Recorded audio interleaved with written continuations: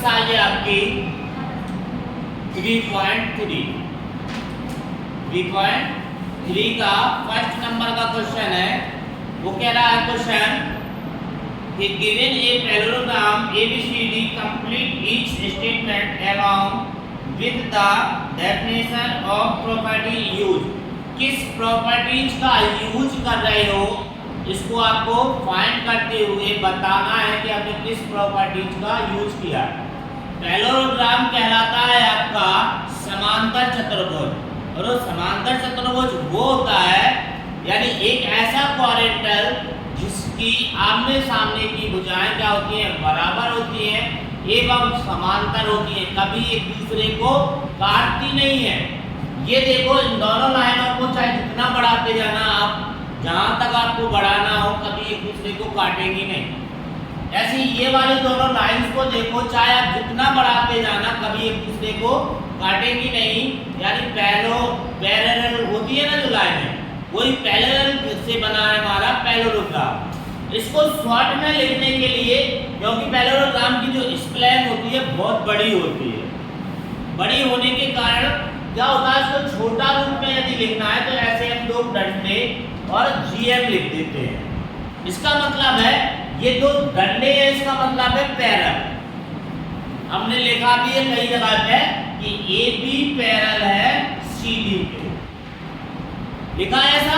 तो इसका मतलब है कि ये जो पैरेललोग्राम बना है वो पैरेलल से आपका, और पैरेलल यानी और ग्राम को जोड़ दिया तो पैरेललोग्राम बन गया है। तो इसको हम क्या लिख सकते हैं, CD दो लाइन है लिख दीजिए और GM लिख दीजिए, तो इससे क्या बन जाता है आपका पैरेललोग्राम बन जाता है। अब इसमें कुछ क्वेश्चन दिए गए हैं पहले के कि इनके हमें क्या करना है, आंसर तो बताना ही बताने हैं, लेकिन किस प्रॉपर्टीज का यूज हुआ है वो भी साथ में बताना है। तो पहले क्वेश्चन में दिया गया है AD इक्वल, अब देखो AD हमारा यहाँ पे है और ये पैरेललोग्राम है, तो पैरेललोग्राम में क्या होता है, AD के सामने वाली कौन सी लाइन हो जाएगी, BC हो जाएगी। तो इसके सामने AD की साइड की कौन सी हो जाएगी, BC।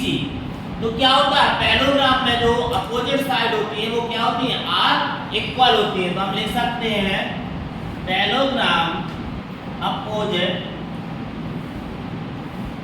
Sides are equal.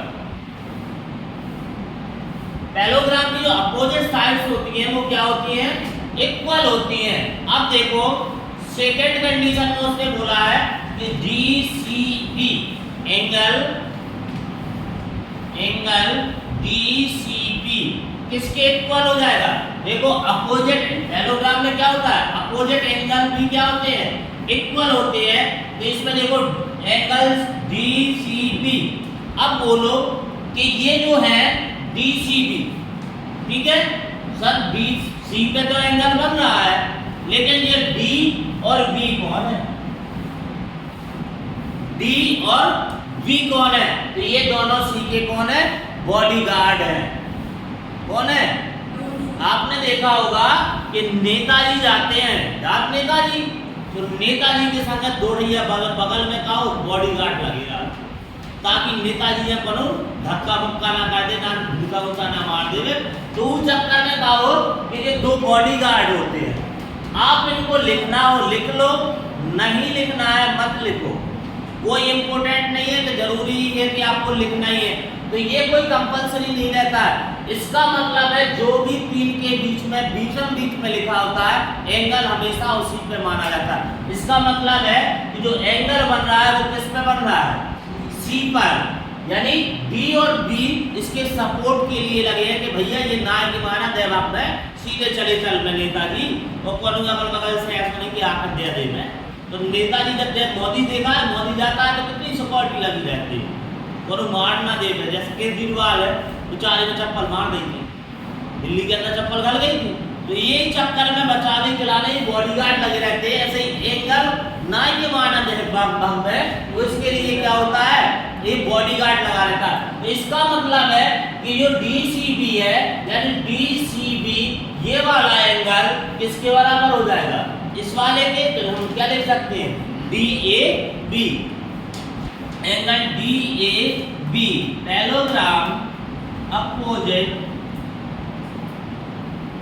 Angles are equal. Parallelogram में क्या होता है कि जो पैरेललोग्राम के अपोजिट एंगल होते हैं वो क्या होते हैं, आर इक्वल होते हैं। नेक्स्ट में वो कह रहा है कि AO बराबर क्या होगा, ये डायगोनल्स है, डायगोनल्स क्या होते हैं पैरेललोग्राम में, ईच अदर होते हैं, यानी कि ये जो डायगोनल्स है ये AO, इसका मिड पॉइंट क्या है, O है, यानी AC एक डायगोनल्स है आपका, तो AC को डायगोनल्स का मिड पॉइंट क्या हो गया है, O। अब मिड पॉइंट मिलने से क्या हो गया है, जितना AO होगा उतना ही कितना होगा, OC होगा कि नहीं होगा, यानी कि CO लिख लो चाहे OC लिख लो, बात एक ही रहती है। तो इसमें लिखेंगे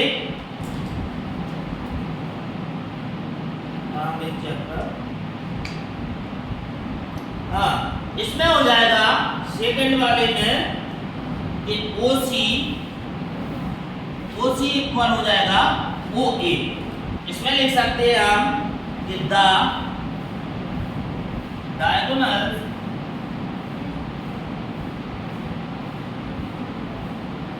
of a parallelogram bisect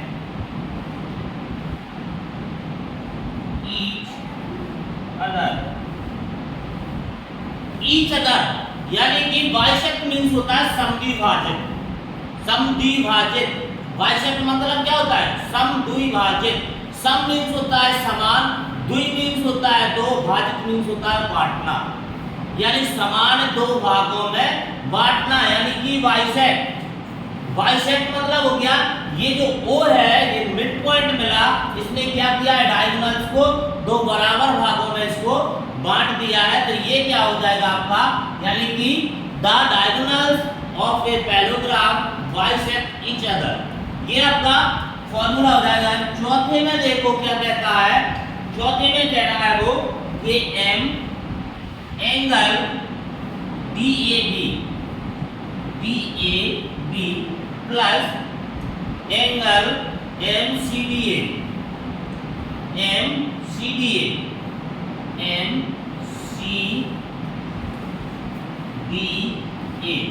equal में हो जाएगा 180।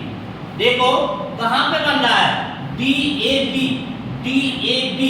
ये वाला एंगल, यानी ये वाला एंगल, ठीक है, और CDA यानी ये वाला एंगल, दोनों को ऐड करेंगे तो कितने के बराबर हो जाएगा, 180 के बराबर हो जाएगा। तो इसका मतलब है ये 180 किसको कहते हैं, सप्लीमेंट्री को बोलते हैं। सप्लीमेंट्री जब दो एंगल्स का सम करते हैं जो 180 के बराबर आ जाता है उसको क्या बोलते हैं, सप्लीमेंट्री एंगल। यानी कि जब इन दो एंगल्स का हम सम कर रहे हैं तो कितने के बराबर आ रहा है आपका, 180 के बराबर आ रहा है। तो इसमें जो प्रॉपर्टीज लिख देंगे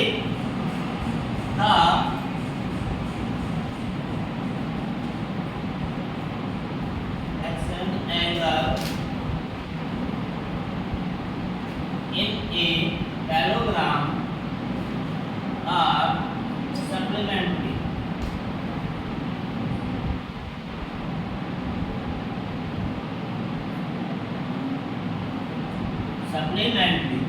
यानी एग्जैक्ट एंगल्स को हम बोलते हैं आसन्न कोण।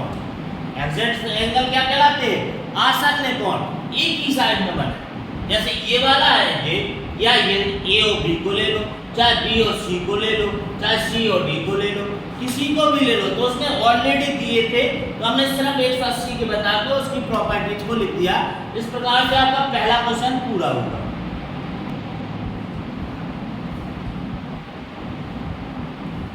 एक्सरसाइज 3.2 का सेकंड का यानी सेकंड नंबर का क्वेश्चन 3.3 के क्वेश्चन नंबर सेकंड का फर्स्ट क्वेश्चन आपको दिया गया है कि आपको ये फाइंड करनी है x y z की वैल्यू। ठीक है, हमें x y और z की वैल्यू को फाइंड करना है इसमें, जबकि हमें सिर्फ एक ही एंगल्स दिया गया है 100 का, यानी एंगल B का वैल्यू हमें दी गई है और जबकि हमें x y और z की वैल्यू हमें फाइंड करनी है। तो इसके लिए क्या होगा, देखो 100 के साथ अपोजिट में कौन सा एंगल बन रहा है, यानी दोनों इक्वल हो जाएंगे। पैरेललोग्राम में क्या होता है, अपोजिट एंगल आर इक्वल होते हैं, तो y इक्वल कितना आ जाएगा आपका 100 आ जाएगा। तो हम लिख सकते हैं y इक्वल 100, क्यों, क्योंकि parallelogram opposite angle are equal. Parallelogram में अपोजिट एंगल्स क्या होते हैं, इक्वल होते हैं।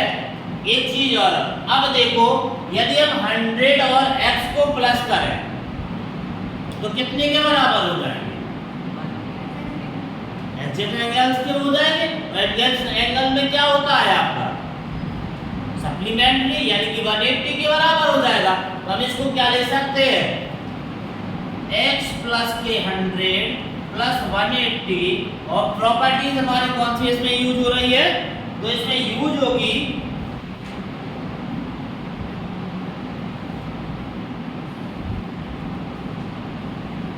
Angles in a parallelogram are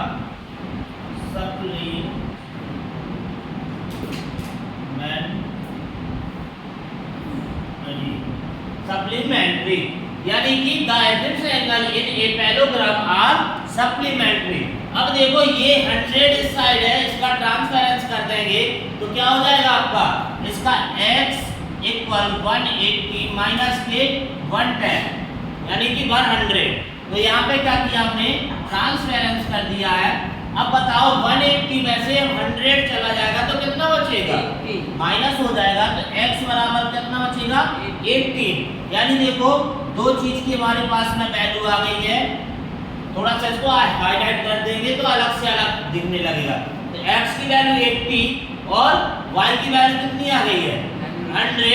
अब देखो x ये है और z कौन सा बना रहा है, अपोजिट एंगल्स बन रहे हैं।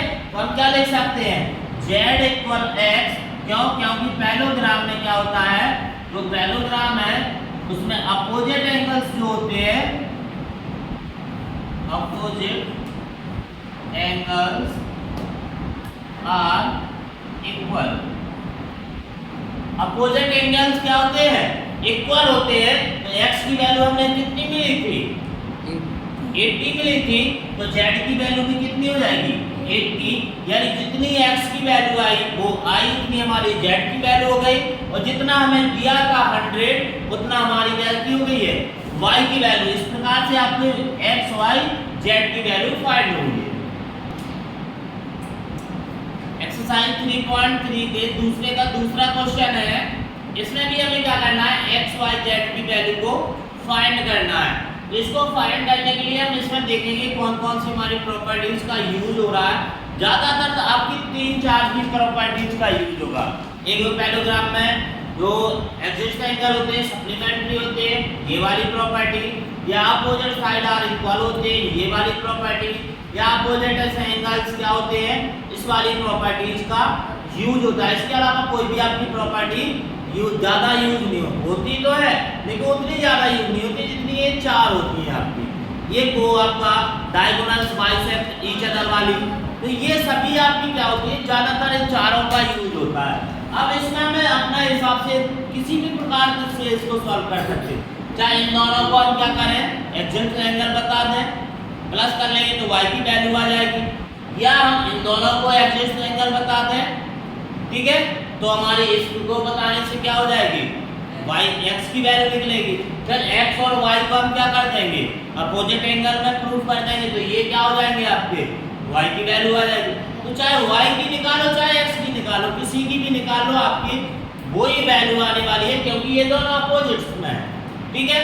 इसके बाद देखो x और z ये कौन से एंगल्स बना रहे हैं, x और z हमने बताया भी था कि क्रॉसपोंडिंग एंगल क्या होते हैं, एक साइड से धक्का देते हैं।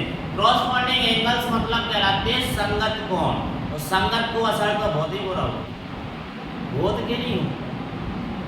एक जने बड़ी अंदर लगाओ थे का बड़ी जाते हो सुट्टू लगाओ थे मंडी में, सो अभी 84 बोले कि हमें भी लगाने हैं, सो बस दो जने बैठे बस स्कूटी से और जा वो चालू कर दो, तो ये क्या होता है, संगत होती है। संगत का मतलब ये तो जिस तरीका से जाएगा दूसरा भी वैसे ही जाने लगेगा, ये संगत होता है। और अल्टरनेट एंगल, एक होते हैं अल्टरनेट एंगल, इनको बोलते हैं एकांतर। एकांतर का मतलब होता है एक अपने अंतर में खोए रहना, दूसरे से कोई मतलब ही नहीं है। बाहर में जाओ तुम, बाहर में जाए हम, कोई मतलब नहीं, अपने काम में बिजी होना, यानी एकांतर। एक अपने उसमें पढ़ाई का काम करना है तो बस पढ़ाई में मस्त रहना है। और संगत यानी उन्हें कि अरे यार फलाने का लड़का फलाने की लड़की ऐसा ऐसा कर रहे थे, तो ये क्या है, सभी ये संगत का असर होता है, ठीक है। और ये आपको इसी को हम बोलते हैं क्रॉसपॉन्डिंग एंगल। अब इसमें हम किसको ले लें, चाहे x को ले लो चाहे y को ले लो। चलो लो देखो y प्लस के 150 यानी कि 180, ये क्या है, द एक्सिडेंट एंगल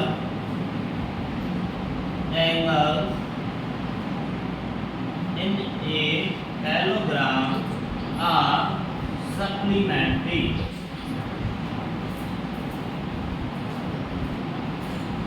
सप्लीमेंट्री, ठीक है। अब ये क्या है, 50 साइड है, तो इसका हम क्या कर देंगे, ट्रांसफरेंस कर देंगे, तो y इक्वल क्या हो जाएगा, 180 माइनस के 50, यहाँ पे हमने कर दिया इसका ट्रांसफरेंस इसका। तो अब यह क्या हो जाएगा, y इक्वल 130, यानी y की वैल्यू कितनी आ गई है, 130 आ गई है। अब ये y किसके इक्वल में है, x के, क्यों, क्योंकि पैरेललोग्राम का अपोजिट एंगल्स क्या होते हैं, इक्वल होते हैं। तो हम लिख सकते हैं x equal y, parallelogram opposite angles are equal. Opposite angle क्या होते हैं, इक्वल होते हैं। तो हमारी y की वैल्यू कितनी आई थी, 130, तो x की वैल्यू की क्या हो जाएगी, 130, यानी x का भी मान कितना आ गया है, 130 आ गया है। इसके बाद अब हमारा z और x ये एंगल्स बना रहा है क्रॉसपॉन्डिंग एंगल, यानी x z के इक्वल कितना हो जाएगा, x, और जितनी x की वैल्यू है उतनी z की वैल्यू हो जाएगी। तो लिखेंगे z इक्वल x, यहाँ पे हो जाएगा आपका क्रॉसपॉन्डिंग एंगल। इसको यदि इसकी मीनिंग की बात की जाए तो मीनिंग की बात करने के लिए क्या हो जाएगा, क्रॉसपॉन्डिंग एंगल से यानी कि संगत कोण, ठीक है। तो z यानी x की वैल्यू हमारे पास कितनी आई है, 130, तो इसको हम लिख देंगे, तो z की जगह पे कितना हो जाएगा, 130, यानी कि तीनों की तीनों जो वैल्यू आएंगी वो x की वैल्यू आएगी आपकी 130, y की वैल्यू 130 और z की वैल्यू भी 130। इस प्रकार से सेकंड का आंसर पूरा होगा।